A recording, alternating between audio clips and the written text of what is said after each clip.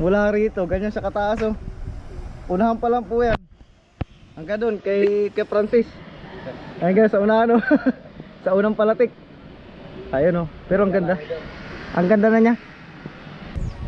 Kaya po yung kalang yate-yate oh. Ganda nito tingnan. Ayan oh. Kita na yung ganda niya. Buong buo na eh. Grabe, daming palatik ah. Ilan niya? Bilangan natin. 1, 2, 3, 4, 5 6, 7, 7 Ayan, what's up guys? Yan, gandang hapon sa inyo lahat. Yan, I'm back, Raps TV Vlog.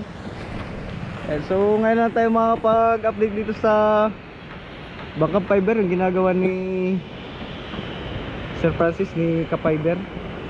Yan, si Kabangka. So actually ito sa vlog ko na lang din napapanood eh. Ayan. Pero sa personal ngayon ko lang ulit ito nakita. Ang ganda na pala. Ayun oh, buo na rin yung kanilang yate-yate. Pati yung bubong hanggang dito buo na rin. So ano lang kayong kulang nito? Interview natin si Ka-Fiber, nasa taas eh. Kaya nakita tayo. Saray. Laki oh. Lapad.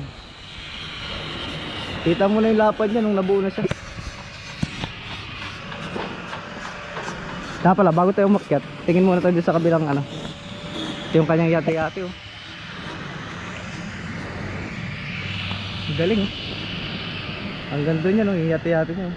Haba. Fiber talaga ito. Dol, may patigas po yung sa gitna yung ano niya, hati-hati. May kasko yun. May kasko-kasko siya. Yun guys, may kasko-kasko pala ito. Itong fiber nila. May pinakang kasko yan dito, tapos may ano sa gitna, patibay. Kaya kahit magpilipilipit siya, kahit mag-alon-alon, hindi kaya kung pilipitin. Ayan. Grabe, daming palatik ah. Ilan niya? Bilangan natin. 1, 2, 3, 4, 5 6, 7 Mayroon pa rin sa gitna ng ano, kamuruti. Laki. Aka tayo. Taas. Kakalula. Wala pa sa tubig eh, malula na. Tataas pala ang. So mamaya tayo dyan siguro. Dito muna tayo kay Fiber. Okay na kaya dito umakyat. Lapad oh. Yung bodega niya ngayon natin makikita na maayos na. Kasi nakakit natin hindi pa kumpleto eh. Ay 1, 2 3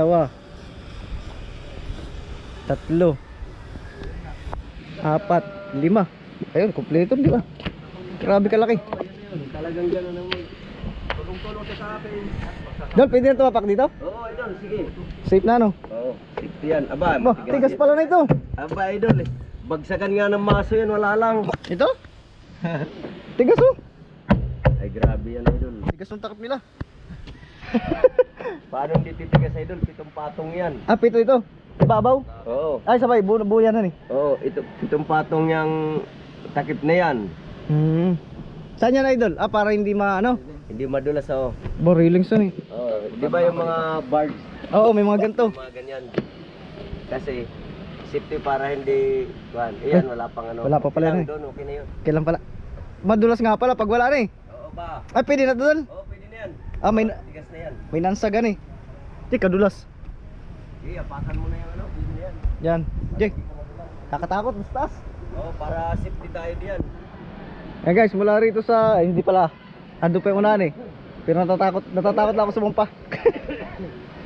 Pwede naman yata, sampa natin. Yan, pero nakakatakot ha. Ayan. Mula rito, ganyan sa kataas oh. Unahan pa lang po yan. Hanggang doon kay Francis. Hanggang sa unahan oh. Sa unang palatik. Ayun oh, pero ang ganda. Ang ganda na niya. Tagal nating hindi nakapunta rito. Sa vlog ko na lang ito nakikita idol sa vlog mo. Pero sa personal ma-amaze ka. Yan, fully fiber, galing. Baba na tayo, baba. Nakakalula.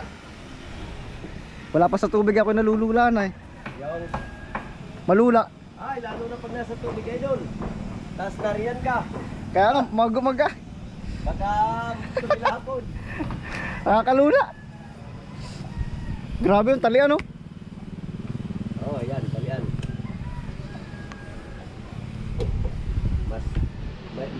Mas malaki pa yung nasa loob, yung ganito sa loob. Ah, meron din sa ulian eh. Grabe, ang laki. Ito. Dol, ikot ko muna sila eh. Ha? Ikot ko muna sila. Oo, sige. Para mapasyal mo pati sa taas. May Grabe. yung ating railing diyan, may kulay ng orange sa gilid. Oo nga, kita ko na nga. Oo, tinitira ni Junil. Grabe, ang ganda. Kaya si Junil.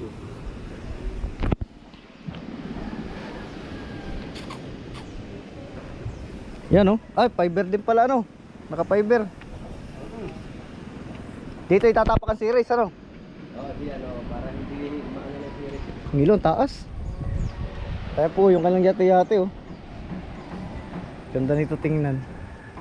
Ayan oh, kita na yung ganda niya. Buong buo na eh. Ang lupit. Saka dito tayo dumaan. Pwede dito tayo dumaan. Maganda nga yun idol at maraming tapakanan eh. Oo. Maraming daanan. Ang lupit oh. Wow. Nakaikot pa lang tayo niyan, hindi pa natin tinitingnan yung mga specs. Grabe, ikot-ikutan muna natin bago tayo mag-specs. Lupit. Wow.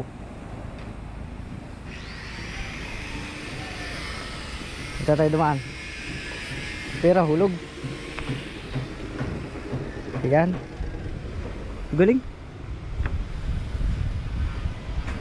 Ayun oh. Dol, para saan yan, Dol? Division. Division sa taas? Ah, sa bodega? Ay, may bodega rin pala rito? Ah, matindi ano. Tsaka pala guys, wala pa yung makina. Ayan.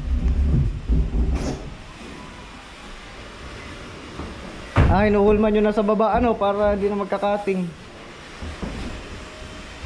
Bodega pa rin pala ito. Ano po ito? Tubig? Bodega po ng tubig? Ah, isda rin? Aba, ayos na eh. Ito pong kabila? Ah, ito, crudo. Ah, may bukod din tangke niya ng crudo ano eh. Magaling. Aba, ilang litrong crudo kaya na ito. Drum ito. Ang laki rin oh. Galing.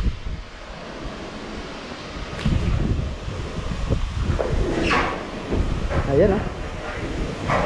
Dito ang timon yan. Ayan oh, tagos yan hanggang doon oh.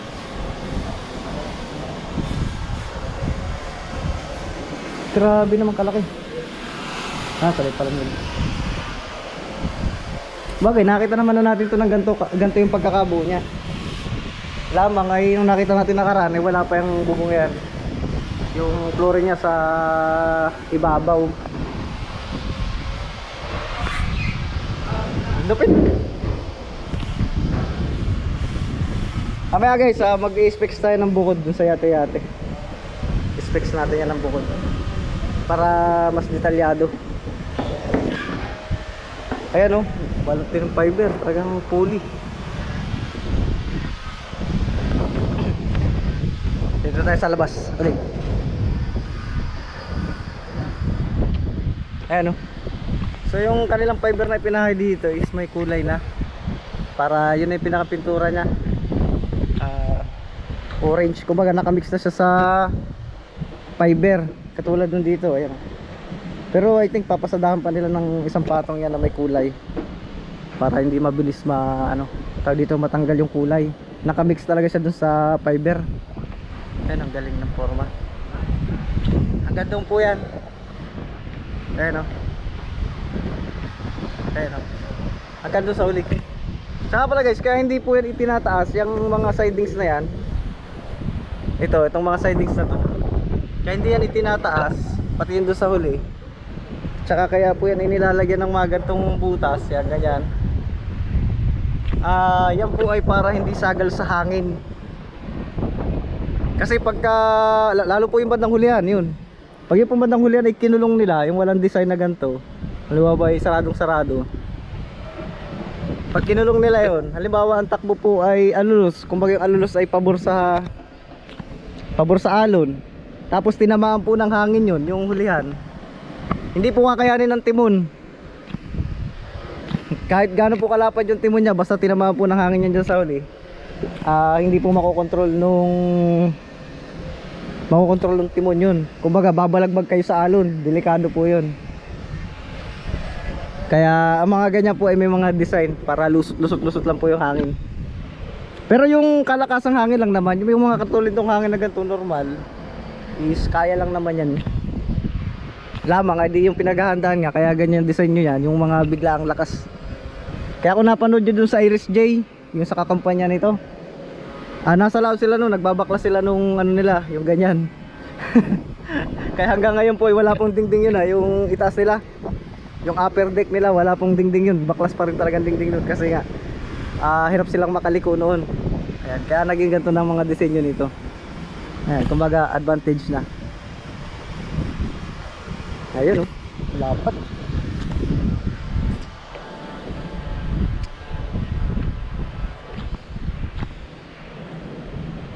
Ayan.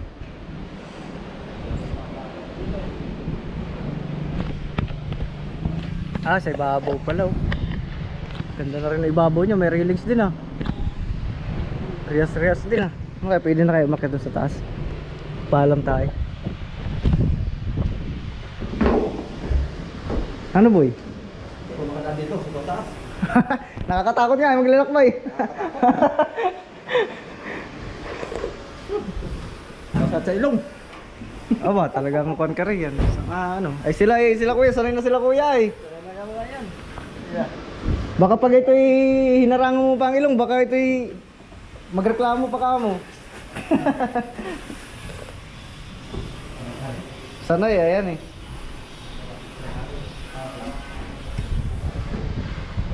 Ayan, so wala pa lang akyatan dito sa taas. Wala pang hagdan. So sa susunod na natin may papakita yan. Dol, yung makina daw po, kailan daw po kayang kabit? Hindi ko pala walang kayo. Kabusingan eh. Makina na ito, malaki baga makina? Dito na lang. Bitin? Aba, ay malakas-lakas. Yun na eh. Nice.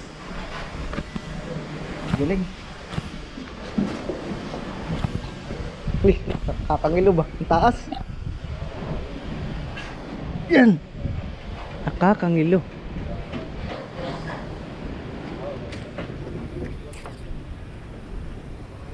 Yan, so lalapad ng mga daanan nyo. Pero hindi pa naman to fix. Pero warin ko, ito na rin ang gagamitin nila dito na ganito, lakaran. Malapad. Ayan, ang ganda. So yan lang muna siguro guys, yung natin kumbaga ay pasilip lang muna. Gawa natin to ng part 2 para makita natin yung mga iba pang detalye ng motor rider. So thank you.